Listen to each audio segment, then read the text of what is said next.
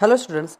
Last lecture में हमने properties of colloid में चार्ज ऑन कॉलॉइड सीखा था कि कॉलॉइड के ऊपर कैसे चार्ज प्रेजेंट होता है एंड उसके ऊपर अगर चार्ज प्रेजेंट है तो कॉलॉइड कैसे स्टेबल रह सकता है। और फिर हमने ये भी सीखा था एक आइसो इलेक्ट्रिक पॉइंट होता है जहाँ पर कॉलॉइड क्या होता है, लीस्ट स्टेबल होता है। ठीक है, आज आज हम नेक्स्ट टॉपिक सीखने वाले हैं। इस टॉपिक का नाम है टिंडल इफेक्ट। ठीक है, देखिए नाम से आपको पता है टिंडल इफेक्ट क्या होता है। आपने बचपन में बहुत बार पढ़ा है टिंडल इफेक्ट आखिर क्या होता है। आज मैं आपको थोड़ा ब्रीफ नॉलेज दूंगा टिंडल इफेक्ट के ऊपर कि टिंडल इफेक्ट आखिर होता क्यों है और और क्या क्या प्रॉपर्टीज हो सकती है, ऐसी क्या क्या मेन पॉइंट हो सकते हैं जिनकी वजह से टिंडल इफेक्ट होता है। ठीक है, कुछ कुछ कंडीशन बताऊंगा मैं आज आपको। ठीक है, तो स्टार्ट करते हैं टिंडल इफेक्ट। तो देखो मैं जस्ट एग्जांपल के थ्रू बात करता हूँ आपसे पहले। टिंडल इफेक्ट आप क्या कीजिए, एक यहाँ पर जैसा आप दिख रहा है इस डायग्राम में, यहाँ पर क्या हो रहा है, यहाँ पर दो कंटेनर रखे हुए हैं, दो कंटेनर रखे हुए हैं। कंटेनर के अंदर क्या है, कुछ सॉल्यूशन भरा हुआ है। और यहाँ से क्या हो रहा है, यहाँ से किसी टॉर्च के थ्रू लाइट पास हो रही है। और उस लाइट जो पास हो रही है वो इस कंटेनर में दिख रही है। वो लाइट क्या हो रही है, स्प्रेड हो रही है। ठीक है, कोन की फॉर्म में क्या हो रही है, पूरे में स्प्रेड हो रही है। तो इस एक्टिव ये जो स्प्रेड हो रहा है, जो लाइट का जो स्प्रेडिंग हो रही है, यहाँ पर जो लाइट आपकी यहाँ पर डिस्पर्स हो रही है, इसी को क्या बोलते हो आप, टिंडल इफेक्ट कहते हो। आप घर पे भी ये एक्टिविटी इजीली कर सकते हो। क्या करना है, आपको एक कंटेनर लेना है और एक कंटेनर के अंदर आपने वाटर ले लिया। ठीक है, आपने वाटर फिल कर दिया और इसके अंदर मुश्किल से आप 4 या 5 ड्रॉप मिल्क की ऐड कर दीजिए। ठीक है, 4 या 5 ड्रॉप मिल्क की ऐड कर दीजिए। फिर आप क्या कीजिए, लाइट्स ऑफ कर दीजिए घर की। देन आप यहाँ से कंटेनर में यहाँ पर क्या करोगे, यहाँ पर आप लाइट पास करोगे। जैसे ही आप लाइट पास करोगे तो जो लाइट आपकी है वो क्या होगी, वो यहाँ पर आपको कंटेनर में दिख रही होगी, वो क्या हो रही होगी, स्प्रेड हो रही होगी। क्या हो रही होगी, स्प्रेड हो रही होगी। ठीक है, तो जो लाइट का जो ये स्प्रेड हो रहा है, ये जो लाइट आपकी स्प्रेड हो रही है, इसी को क्या बोलते हो आप, अपना टिंडल इफेक्ट बोलते हो। ठीक है, तो इसका सबसे बेस्ट एग्जांपल है, आप अगर कभी जैसा सेकंड इमेज एक और है मेरे पास, यहाँ पर देखिए, आपने देखा होगा वाइट डेंस जब फॉरेस्ट होता है वहाँ पर अगर आप देखते हो तो वहाँ पर भी इस तरह से लाइट का पाथ आपको दिख रहा है। देखिए यहाँ पर कि लाइट कैसे यहाँ पर आ रही है, सनलाइट जो आ रही है वो कैसे आ रही है, उसका आपको पाथ दिख रहा है। तो इसी को क्या बोलते हो, लाइट का पाथ दिखने का जो प्रोसेस होता है उसी को क्या बोलते हो आप, टिंडल इफेक्ट बोलते हो। इवन आपने कितनी बार अगर आप थिएटर में गए हो, तो आप अगर थिएटर में गए तो जहाँ पर आपकी सीट होती है उसके पीछे की साइड आप देखोगे या फिर ऊपर की तरफ आप देखोगे तो आपको एक लाइट आती हुई दिखेगी। वो लाइट कहाँ से आ रही है, वो लाइट प्रोजेक्टर में से आ रही है, जिसकी वजह से वो लाइट क्या हो रही है, प्रोजेक्टर की वजह से प्रोजेक्टर से निकल रही है एंड आपके पर्दे पे जाके आपको फिल्म का व्यू शो होता है।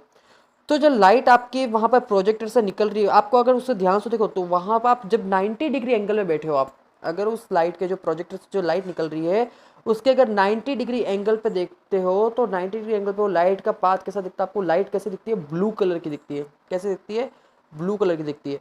तो ऐसा क्यों दिखता है ब्लू कलर, इसका भी हमारे पास रीज़न है, मैं आगे डिस्कस करता हूँ रीज़न आपके साथ। लेकिन फर्स्ट ऑफ ऑल आपको ये पता होना चाहिए कि वहाँ पर कैसा कलर मिल सकता है, आपको ब्लू कलर मिलता है।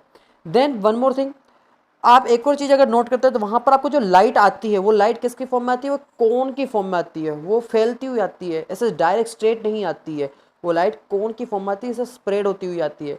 तो ये जो कोन बन रहा है, ये जो कोन बन रहा है, इस कोन को क्या बोला जाता है, इस कोन को बोलते हैं टिंडल कोन। क्या बोलते हैं, इस कोन को बोलते हैं टिंडल कोन बोलते हैं। ठीक है, तो एक और न्यू टर्म आज आपके साथ ऐड हो रही है टिंडल इफेक्ट में कि टिंडल इफेक्ट की वजह से जो लाइट का पाथ शो हो रहा है, जो लाइट का पाथ शो हो रहा है उसे क्या बोलते हैं आप, टिंडल इफेक्ट कहते हो। उस टिंडल इफेक्ट में जो कोन बनता है लाइट का, उस कोन को क्या बोलते हैं आप, टिंडल कोन बोलते हो। ठीक है, नाउ वन मोर थिंग, अभी जैसे मैंने एक बात बोली, मैंने आपको बोला था कि लाइट का पाथ कैसा दिखता है, ब्लू दिखता है। तो ये तब भी दिख सकता है जब आप लाइट को किससे शो करो, आप अल्ट्रा माइक्रोस्कोप से देखो। किससे देखो, अल्ट्रा माइक्रोस्कोप से अगर देखोगे तो आपको लाइट का पाथ कैसा दिखेगा, ब्लू दिखेगा। ठीक है, ऐसा क्यों होता है, आइए चलो समझते हैं रीज़न को। फर्स्ट ऑफ ऑल ये कुछ थ्योरी है टिंडल इफेक्ट की। When light is passed through a colloidal solution, the path of light becomes visible or illuminated and this phenomena is called Tyndall effect। ठीक है, जो लाइट का आपको पास से होता है उसे क्या बोलते हो आप, टिंडल इफेक्ट कहते हो। देन नेक्स्ट पॉइंट क्या लिखा है, when observed from right angles through an ultra microscope the path appears as a bluish cone which is known as Tyndall cone। तो इसके ऊपर मैंने आपको बता दिया कि कैसे शो होता है। ठीक है, नाउ अब हम एग्जाम्पल के थ्रू समझते हैं, एक और डायग्राम के थ्रू समझते हैं कि ब्लूइश कलर हमें क्यों दिखाई देता है।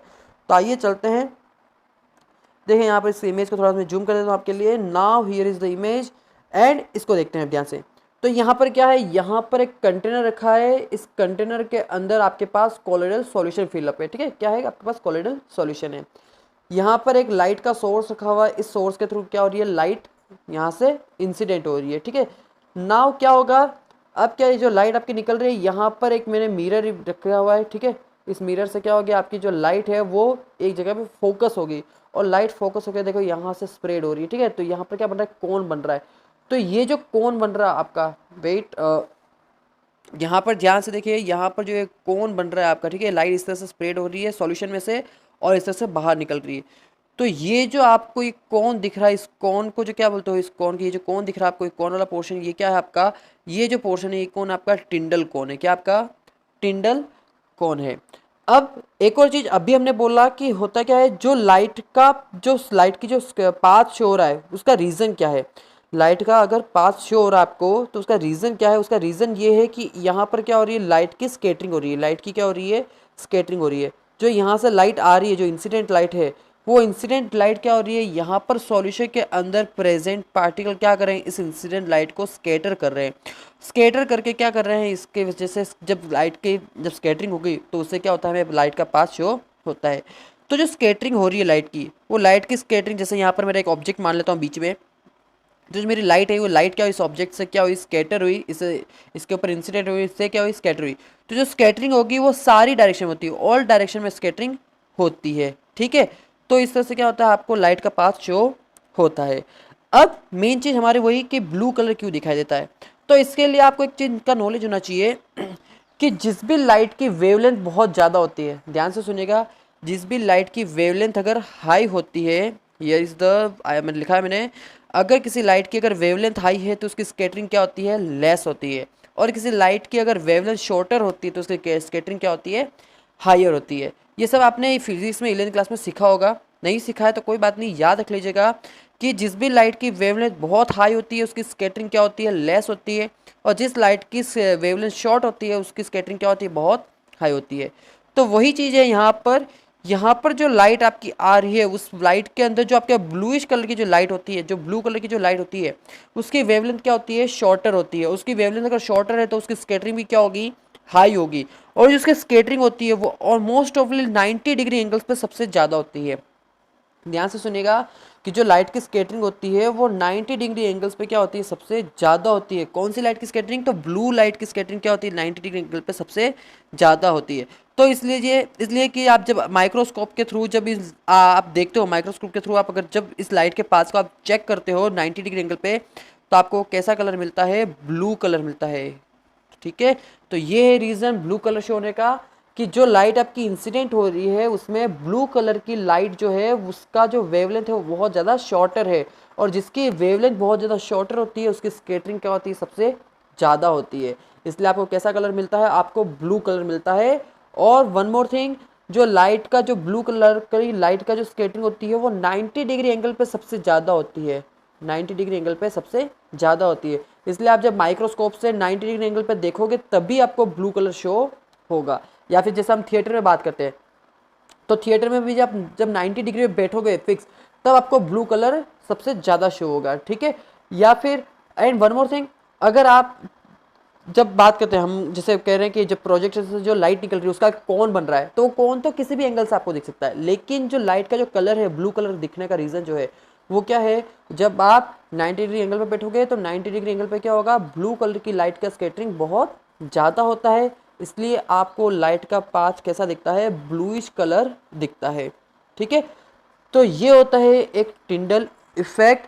एंड हियर मैं वापस एक बार आपके सामने प्रेजेंट कर देता हूँ। टिंडल इफेक्ट क्या होता है, जब एक सोर्स के थ्रू लाइट इंसिडेंट होती है, उसे एक मिरर के थ्रू आप पास करोगे और वो लाइट एक जगह पे एक कोलोइडल पार्टिकल क्या होगी, फोकस होगी।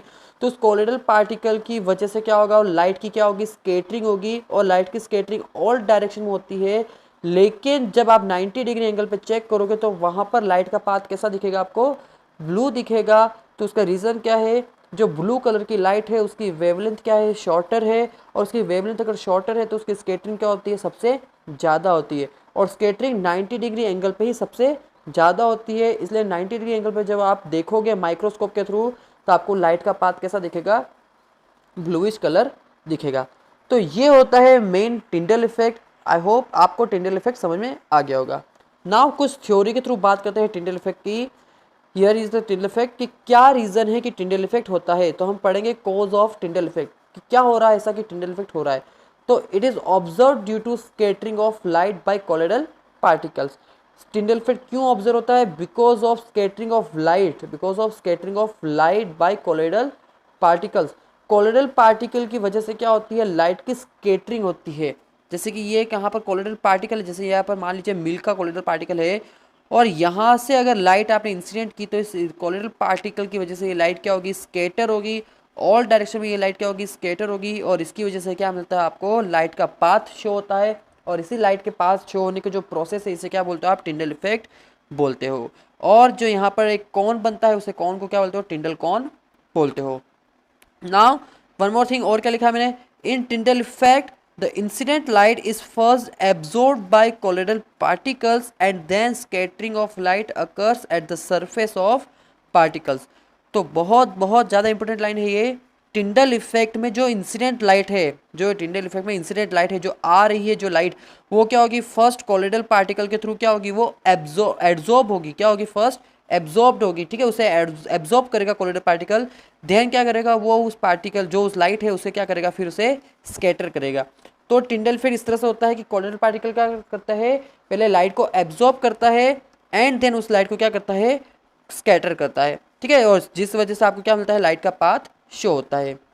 नाउ हमने ये भी देख लिया, जो भी वेवलेंथ शॉर्टर होगी वहां पर क्या होगी, स्कैटरिंग लेस होगी, सॉरी, जो भी वेवलेंथ हायर होगी उसके लिए स्कैटरिंग क्या होगी, लेसर होगी, और जो वेवलेंथ शॉर्टर होगी उसके लिए स्कैटरिंग क्या होगी, हायर होगी। इसलिए जो ब्लू कलर की लाइट है उसकी वेवलेंथ क्या होती है, शॉर्टर होती है, तो उसकी स्कैटरिंग क्या होती है, सबसे हाई होती है, और वो भी 90 डिग्री एंगल पे सबसे ज़्यादा मिलेगी आपको, ठीक है।